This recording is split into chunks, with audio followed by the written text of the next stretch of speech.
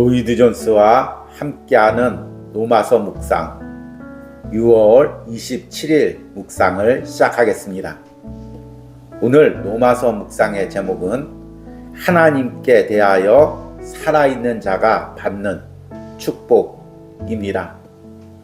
오늘의 로마서 말씀을 읽겠습니다.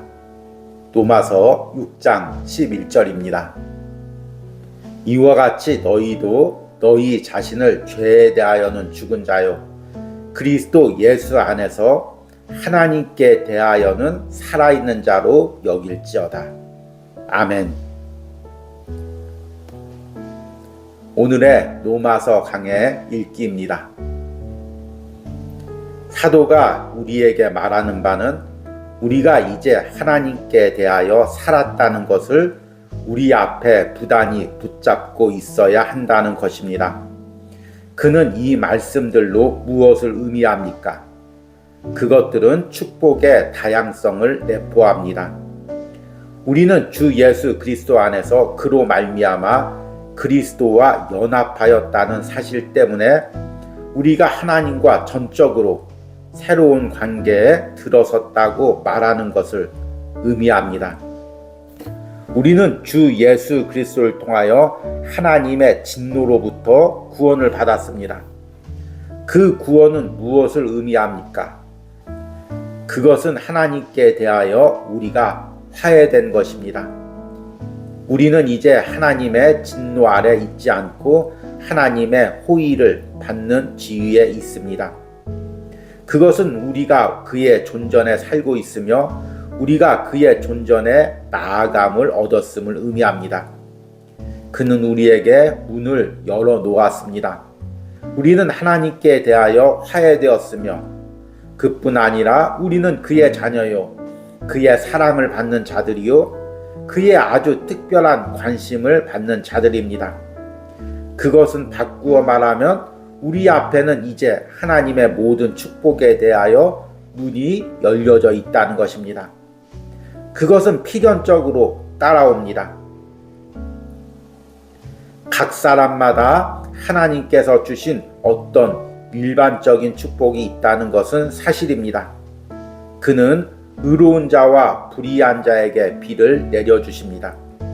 그는 해를 악인과 선인에게 비추게 하십니다. 이것들은 소위 일반 은총의 축복의 일부분입니다. 그러나 그것들이 하나님의 축복 가운데 최상의 축복은 아닙니다. 나는 그 축복들의 가치를 부인하지 않습니다. 건강과 부, 삶과 능력, 이것들은 모두 훌륭한 은사들입니다. 그러나 베드로가 말하는 생명과 경건에 속한 것, 지극히 크고 값진 약속들과 같은 영적 축복에 비하면 그것들은 무색한 것들입니다. 그 축복들은 죄인들이 알지 못하는 축복입니다. 하나님께서는 원래 하나님 자신과의 교제를 위하여 사람을 지으셨습니다. 그러나 죄와 타락의 결과로 인하여 사람이 그 관계에서 벗어났으며 이러한 상태에 있는 것입니다. 그러나 그리스도 안에서 그 모든 문제가 해소되었으며 우리는 다시 그 관계를 회복하였습니다. 오히려 아담이 처음에 알았던 그 교제보다 더 큰 교제를 누리게 되었습니다. 아멘. 오늘의 로마서 해석입니다. 우리는 이번 한 주 로마서 6장 11절을 통해서 6월달에 묵상했던 그리스도와의 연합의 실제적인 적용 부분들을 묵상하고 있습니다.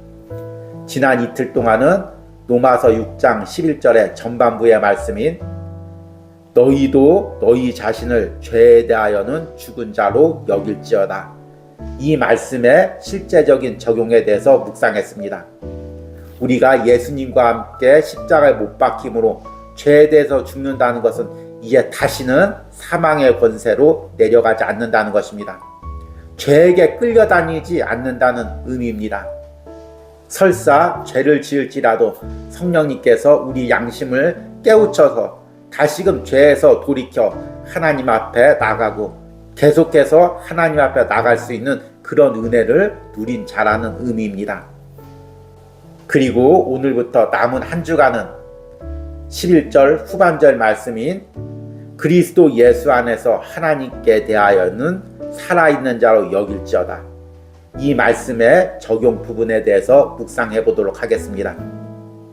내가 예수 그리스도를 믿고 죄에 대하여는 죽은 자고 하나님에 대하여는 살아있는 자로 산다는 것, 이것이 어떤 의미일까요? 이것은 마치 사랑하는 아들이 아버지의 집에, 아버지의 방에 들어가는 것과 같은 이미지입니다. 예전에는 내가 아버지 몰래 아버지의 소중한 것을 만지다가 그것을 부셔 먹었습니다. 그래서 아버지가 나를 부르면 겁이 납니다. 두렵습니다. 아버지 방에 들어갈 때도 떨리는 손으로 조심스럽게 문을 열고 아버지 앞에 나가서도 아버지가 어떤 형벌을 내릴까 두려워했습니다.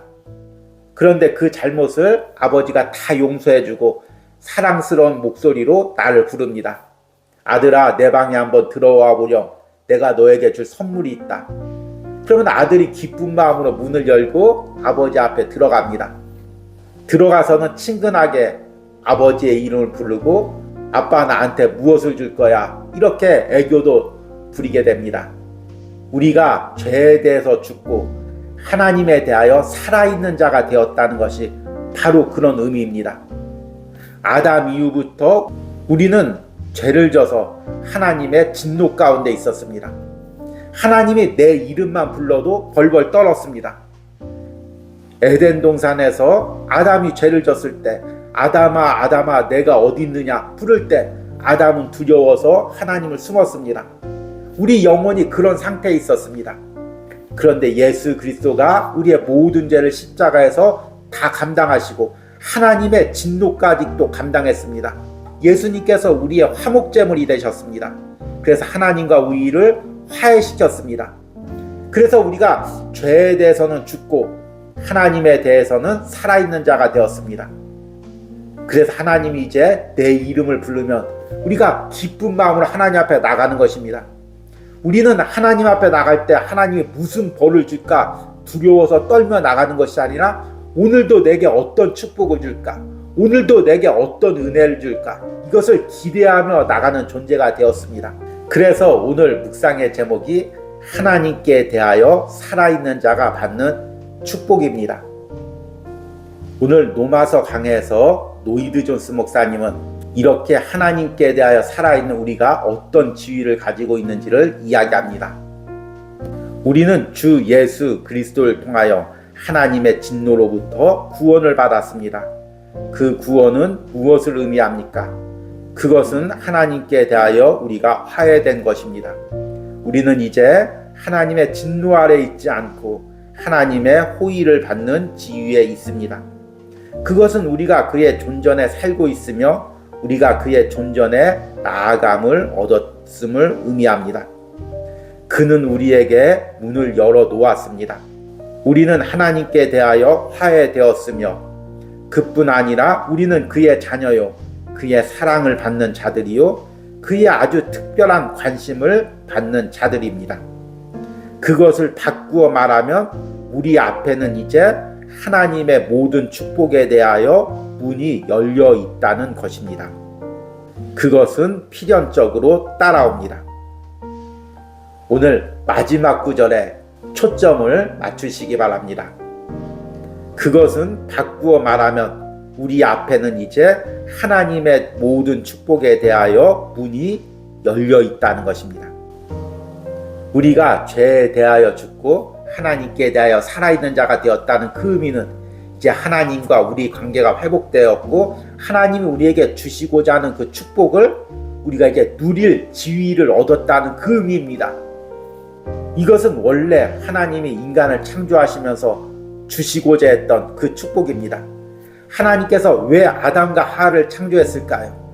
하나님은 아담과 하와와 교제하며 이들에게 풍성한 하나님의 은혜를 부어주시고 결국에는 천국에서 영원히 함께 거하기 위해서 아담과 하와를 창조했습니다.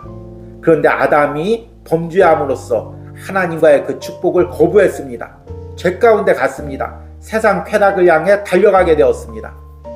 우리가 예수 그리스도를 통하여 화해되었다는 것은 이제 하나님께서 아담과 하와에게 주시고자 했던 그 축복을 다시금 받을 위치에 놓여지게 되었다는 것입니다. 그 아담과 하와가 받으려고 했던 축복보다 더 큰 축복을 예수 그리스도를 통하여 우리가 누릴 위치에 있게 되었다는 것입니다. 오늘 로마서 강의 마지막 부분에서 노이드 존스 목사님이 이렇게 이야기합니다. 하나님께서는 원래 하나님 자신과의 교제를 위하여 사람을 지으셨습니다. 그러나 죄와 타락의 결과로 인하여 사람이 그 관계에서 벗어났으며 이러한 상태에 있는 것입니다. 그러나 그리스도 안에서 그 모든 문제가 해소되었으며 우리는 다시 그 관계를 회복하였습니다. 오히려 아담이 처음 알았던 그 교제보다 더 큰 교제를 누리게 되었습니다. 여러분, 구원받은 하나님의 자녀로서 산다는 것이 어떤 의미일까요? 우리가 하나님께 대하여 살아있는 자로서 그리스도인으로서 매일매일 살아간다는 것이 어떤 의미일까요? 우리의 매일의 삶이 하나님과의 관계 속에서 살아간다는 것입니다. 매일 살아갈 때 필요한 모든 영적인 부분, 심령적인 부분, 육체적인 부분, 물질적인 부분 모든 것을 하나님께 공급받는 지위에 놓이게 되었다는 것입니다. 아이가 학교 갈 때 어머니에게 항상 이런 이야기를 하죠. 엄마, 오늘은 준비물 사게 얼마가 필요해. 엄마, 오늘은 친구들이랑 놀기 위해서 얼마가 필요해. 또 무엇이 필요해. 필요한 모든 것을 타가지고 가서 학교 생활을 하고 또 밖에서 친구들 만납니다. 우리들도 마찬가지입니다. 오늘 하루 우리가 세상을 나가면서 하나님께 기도하는 것입니다. 하나님, 내가 죄에 대하여는 이제 죽고 그래서 이제 세상이 죄가 주는 것을 받지 않고 하나님께 대하여 살아있기 때문에 하나님이 주는 것을 받는 지위에 있습니다. 하나님, 오늘도 살아가는데 모든 필요한 것들을 내게 공급하여 주십시오. 사람과의 관계에서 심령이 상할 때 하나님의 위로와 은혜를 누리게 하여 주시옵소서. 물질적인 어려움을 당할 때 물질적인 풍요를 누리게 하여 주시옵소서. 건강이 약할 때 건강의 풍요를 누리게 하여 주시옵소서.